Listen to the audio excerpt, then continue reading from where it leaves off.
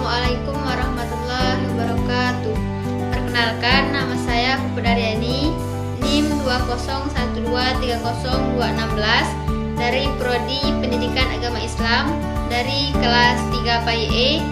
Baik, video ini saya buat untuk memenuhi tugas semester dari mata kuliah media pembelajaran dan dosen pengampu Ibu Eli Suraya, SAG MPDI. Sekian, wassalamualaikum warahmatullahi wabarakatuh. Assalamualaikum warahmatullahi wabarakatuh. Waalaikumsalam warahmatullahi wabarakatuh.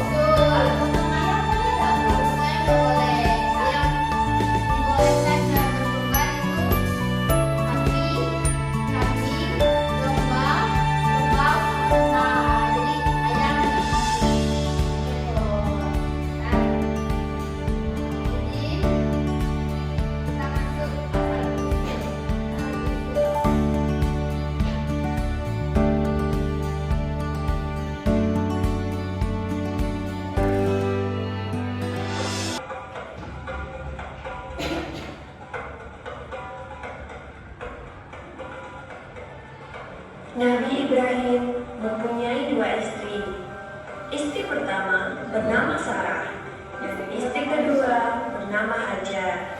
Sarah melahirkan seorang anak laki-laki yang dinamakan Ishak, dan Hajar melahirkan anak laki-laki juga yang bernama Ismail. Sarah merasa kurang senang hidup bersama Hajar. Berkali-kali ia meminta kepada suaminya agar Hajar dan anaknya dipindahkan ke tempat lain. Akan tetapi, Nabi Ibrahim tidak segera menurutinya. Barulah setelah menerima perintah dari Allah, Nabi Ibrahim mengajak Hajar dan Ismail pindah ke Mekah. Ismail yang masih menyusu pada waktu itu terpaksa harus mengikuti kedua orang tuanya menempuh perjalanan yang begitu jauh dan melelahkan. Hajar dan Ismail ditempatkan di daerah padang pasir yang tandus, sunyi, dan terik matahari yang menyengat kulit. Tak ada seorang pun di sana kecuali mereka berdua. Setelah beberapa tahun Nabi Ibrahim alaihissalam meninggalkan anak dan istrinya itu, ia pun merasa rindu. Beberapa kali ia mengirim utusan untuk melihat keadaan anak dan istrinya itu. Dan ketika utusannya mengatakan bahwa anak dan istrinya dalam keadaan yang baik-baik saja, Nabi Ibrahim pun merasa lega. Ternyata kehidupan istri dan anaknya itu diberi serba kecukupan oleh Allah Subhanahu wa Ta'ala. Hajar dan Ismail dianggap sebagai pemilik dan pemimpin di Mekah karena mereka berdua lah yang pertama kali menetap dan bertempat tinggal di sana. Demikianlah Nabi Ibrahim tidak dapat menahan kerinduannya. Ia pun berangkat ke Mekah dan bertemu dengan Hajar dan Ismail di padang Arafah. Anak dan istrinya itu sedang menggembalakan hewan ternak yang cukup banyak. Dalam perjalanan pulang ke Mekah, setelah menggembalakan ternak, mereka beristirahat di Musdalifah karena kelelahan dan akhirnya tertidur. Dalam tidurnya yang sebentar itu, Nabi Ibrahim alaihissalam mendapat wahyu melalui mimpinya. Ia diperintahkan oleh Allah untuk menyembelih Ismail. Anak kesayangannya itu harus dikorbankan sebagai bukti patuhnya Nabi Ibrahim terhadap Tuhannya. Seketika itu juga Nabi Ibrahim terkejut dan berdebar-debar. Tampak begitu beratnya ujian kali ini. Ia pun akhirnya menguatkan hati demi rasa cintanya yang lebih besar kepada Allah Subhanahu wa Ta'ala. Ia juga pada akhirnya memberitahukan mimpi itu kepada Ismail. Wahai anakku Ismail, dalam mimpi aku diperintahkan oleh Allah untuk menyerahkanmu sebagai kurban dan aku harus menyembelihmu. Bagaimana pendapatmu wahai anakku? Kata Nabi Ibrahim. Ismail pun menjawab, wahai ayah, sekiranya itu perintah Allah, maka laksanakanlah apa yang telah diperintahkannya kepadamu. Aku akan tetap sabar dan ikhlas menerima cobaan ini. Dikisahkan iblis berusaha menentang perintah Allah kepada Nabi Ibrahim. Berkali-kali iblis membujuk Nabi Ibrahim agar tidak melaksanakan perintah itu. Namun Nabi Ibrahim tetap melaksanakan perintah Allah. Dan godaan iblis yang begitu dahsyatnya tak akan mampu menentukan ketaatan Nabi Ibrahim kepada Allah. Nabi Ibrahim membawa Ismail ke atas bukit. Di sana, Ismail mengenakan kain penutup mata dan pedang tajam pun sudah dipersiapkan.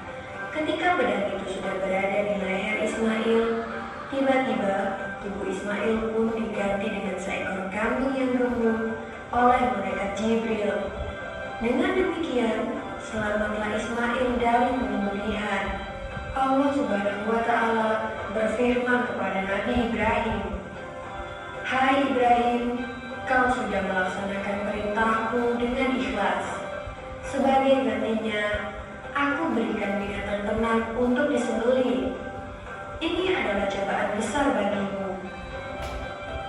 Peristiwa itu terjadi pada tanggal 10 Dzulhijjah di Mina, dan sampai sekarang dirayakan seluruh umat muslim sebagai hari raya Idul Adha. Dan umat Islam yang melaksanakan ibadah haji juga dapat melakukan kurban di Mina sebagai penghormatan atas Nabi Ibrahim alaihissalam. Demikian kisah Nabi Ibrahim alaihissalam. Semoga kisah ini dapat mempertebal iman kita kepada Allah Subhanahu wa Ta'ala. Amin ya rabbal alamin.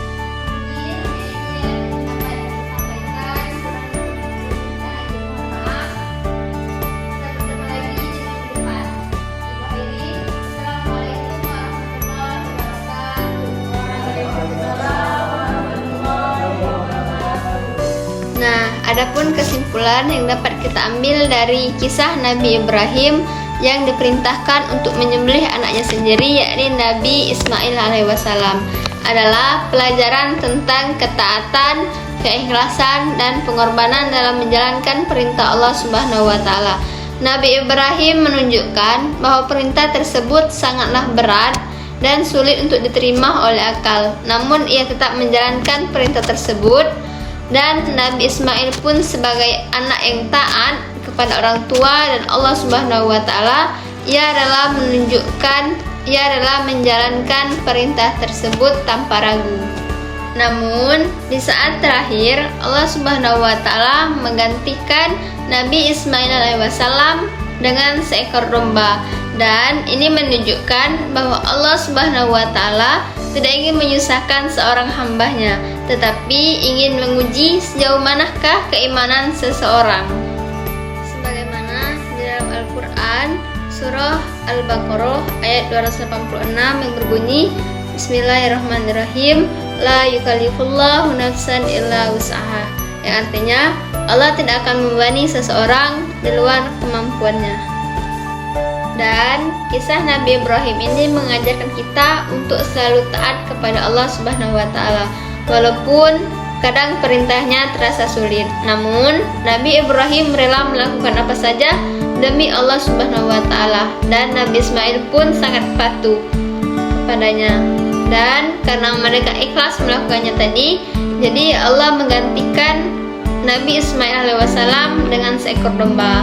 Dan jadi ini mengajarkan kita untuk selalu berkorban dan percaya kepada Allah Subhanahu wa Ta'ala, bahwasanya Allah Subhanahu wa Ta'ala ini selalu punya rencana yang baik untuk kita.